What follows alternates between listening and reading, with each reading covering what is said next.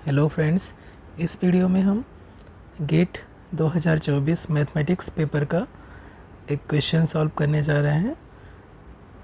ये numerical answer type question है, NAT type question है, जिसमें ऑप्शन नहीं दिया होता है।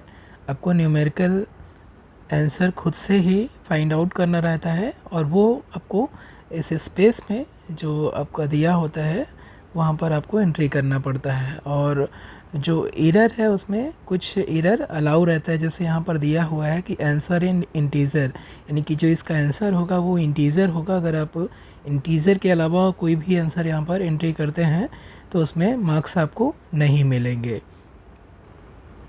तो चलिए स्टार्ट करते हैं इस प्रॉब्लम को सॉल्व करना।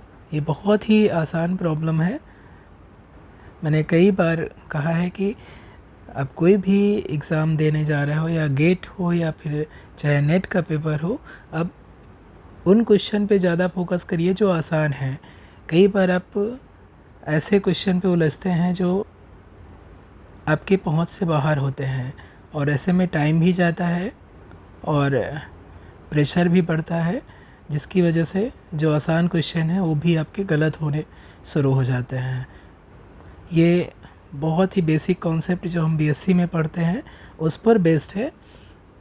हम एक रिज़ल्ट पढ़ते हैं जिसे हम नाम देते हैं Euler theorem for homogeneous function. ये क्या होता है, यहाँ पर देखिए दिया हुआ है, let p b point in R4 में कोई पॉइंट है, और f कोई फंक्शन है R4 से R में जो कि डिफरेंशिएबल फंक्शन है, और such that f of p की वैल्यू यहाँ पर दिया हुआ है, जो पॉइंट है ये 6 है, और साथ में f of lambda x equal to lambda cube of f x है।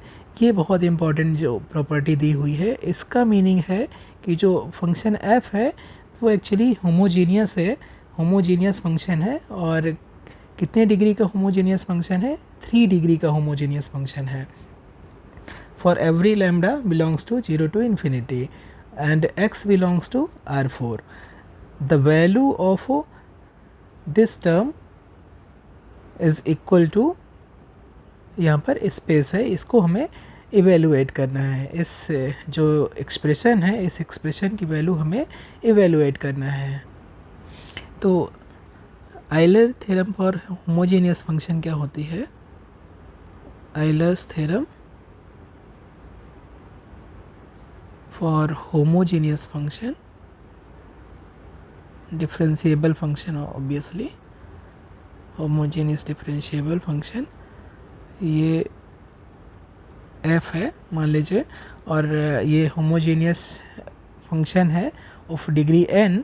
तो उस केस में समेशन, और जो इस पे वेरिएबल है, अगर हम मान लें फंक्शन डिपेंड कर रहा है x1 अप टू xr, और होमोजीनियस फंक्शन है ऑफ डिग्री n, तो जो आयलर इक्वेशन है, आयलर थ्योरम है, वो क्या कहता है कि x1 partial differentiation of f with respect to x1 plus x2 into partial differentiation of f with respect to x2 plus up to xr into partial differentiation of f with respect to xr is n times function at the x1 x2 xr। ये Euler theorem है। अगर homogeneous function है, कोई differentiable function है, degree n का homogeneous है, तो इस पार्शियल डेरिवेटिव और करस्पॉन्डिंग जिसके रिस्पेक्ट में हम पार्शियल डेरिवेटिव ले रहे हैं उसी वेरिएबल से मल्टीप्लाई करके इन सभी का सम ले तो n टाइम्स फंक्शन के बराबर हो जाता है। तो यहाँ पर जो फंक्शन दिया हुआ है, ये जो एक्सप्रेशन है कुछ ऐसे ही दिया हुआ है, लेफ्ट हैंड साइड में दिया हुआ है जैसा, और साथ में यहाँ पर 4 वेरिएबल हैं, x1 x2 x3 x4, और जो फंक्शन है होमोजीनियस फंक्शन है ऑफ डिग्री 3। ये कैसे पता चला कि होमोजीनियस फंक्शन है डिग्री 3 का?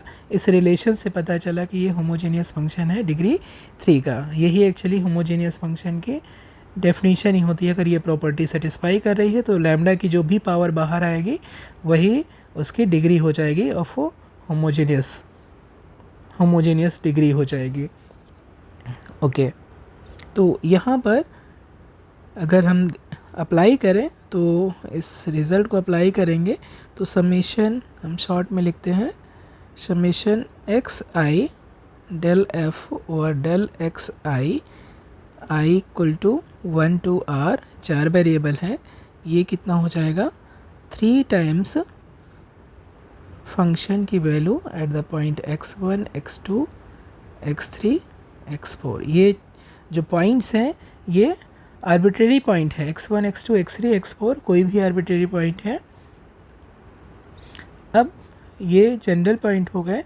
अब यहाँ से हम कैलकुलेट कर सकते हैं, इसलिए अगर हम x1 की वैल्यू रखें, x1 की वैल्यू यहाँ पर x1 की वैल्यू 1, x2 की वैल्यू 1/2, x3 की वैल्यू 1/3 और x4 की वैल्यू 1/4, तो यहाँ से मिलेगा हमें this implies 1 into partial derivative of f with respect to x1 at p x equal to p आपकी वैल्यू दिया हुआ है यहाँ पर, प्लस 1/2 टाइम्स डेल f और del x2 at x equal to p plus 1/3 times del f और del x3 at x equal to p और plus 1/4 del f और del x4 at the point x equal to p। इसकी value हो जाएगी 3 into function की value at the point p, और function की value at the point p already दिया हुआ है और वो क्या है 6 है। यहाँ पर ऑलरेडी दिया हुआ है फंक्शन की value at the point 6, p हमें दिया हुआ है 6, तो ये जो लेफ्ट हैंड साइड एक्सप्रेशन लिखा हुआ है ये इक्वल हो जाएगा 3 इंटू 6 यानी कि 18 के। अब अगर हम देखें तो लेफ्ट हैंड साइड जो यहाँ पर एक्सप्रेशन है वो रिक्वायर्ड जो वैल्यू हमें निकालना है, जो एक्सप्रेशन निकालना है उसके बराबर तो नहीं है, लेकिन उसी के टाइप का है, उसी के सिमिलर है। अगर यहाँ पर हम 12 से मल्टीप्लाई कर दें तो एग्जैक्टली इस एक्सप्रेशन के इक्वल हो जाएगा।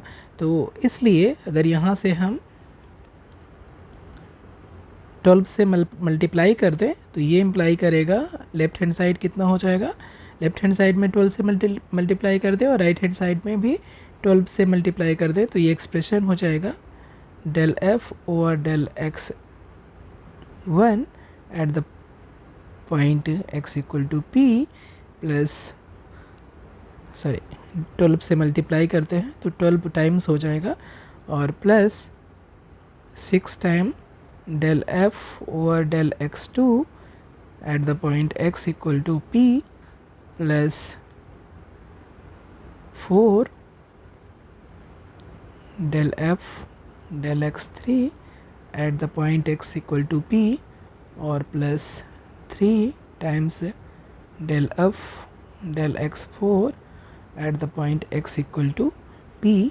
ये इक्वल किसके हो जाएगा, ये 12 इंटू 18 और ये इसके इक्वल हो जाएगा 216 के।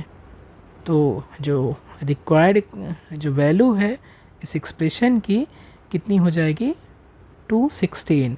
तो यहाँ पर न्यूमेरिकल वैल्यू और यहाँ पर एंट्री करना था और आंसर हमारा इंटीजर में होना चाहिए था, तो हमारा आंसर इंटीजर में आया है और वो कितना हो गया है 216। तो यही हमारा करेक्ट आंसर हो जाएगा, न्यूमेरिकल वैल्यू यहाँ पर 216 ऐड करना पड़ेगा। तो इस प्रॉब्लम का करेक्ट आंसर हो जाएगा 216। होपफुली आपको इस प्रॉब्लम का सलूशन पूरी तरह से समझ में आ गया होगा। Thank you so much.